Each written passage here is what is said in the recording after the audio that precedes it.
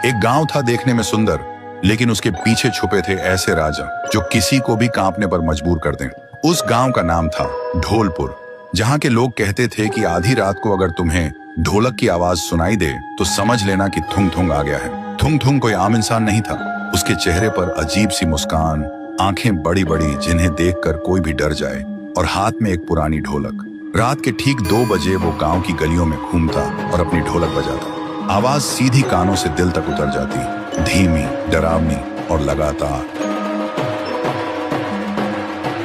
गांव के लोग ढोलक की आवाज सुनकर कांपने लगते, क्योंकि जिस घर के सामने वो रुककर ढोलक बजाता, उस घर के लोग अगले दिन कोई बीमार पड़ जाते या किसी की मौत हो जाती। फिर एक रात गांव का एक लड़का रघु सो रहा था, तभी ढोलक बजने लगी। ढोलक की आवाज से उसकी नींद टूट गई। वो गुस्से से हिम्मत जुटाकर उसके पास गया।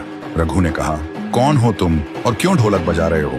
वैसे ही ढोलक बजनी बंद हो गई। थुंग थुंग धीरे धीरे मुड़ा। रघु ने देखा उसके चेहरे से सैकड़ों चीखों की आवाज निकल रही थी, लेकिन तभी फिर से ढोलक अपने आप बजने लगी। और उसके बाद से रघु को किसी ने गांव में कभी नहीं देखा। गांव में और भी डर फैल गया।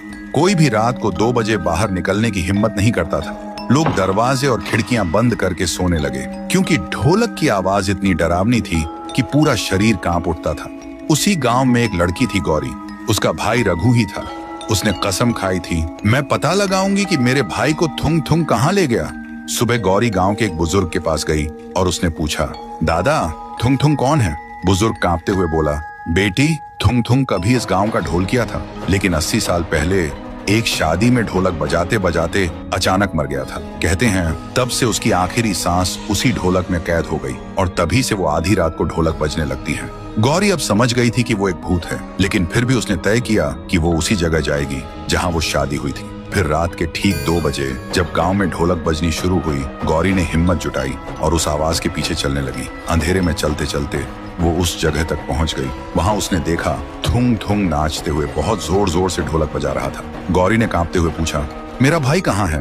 थुंग थुंग अचानक रुका। उसकी आंखें जलने लगी और ढोलक अपने आप बजने लगी। तभी ढोलक के अंदर से एक चीख सुनाई दी।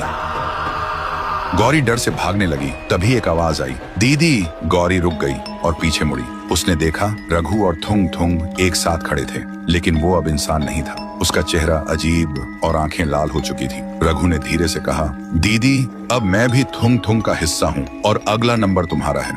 तो दोस्तों, अगर तुम्हें जानना है कि थुंग थुंग क्या सच में अचानक मरा या उसके मरने के पीछे कोई राज छुपा है, अगर जानना है तो वीडियो को लाइक करो, चैनल को सब्सक्राइब करो और कमेंट में लिखो पार्ट 2 चाहिए।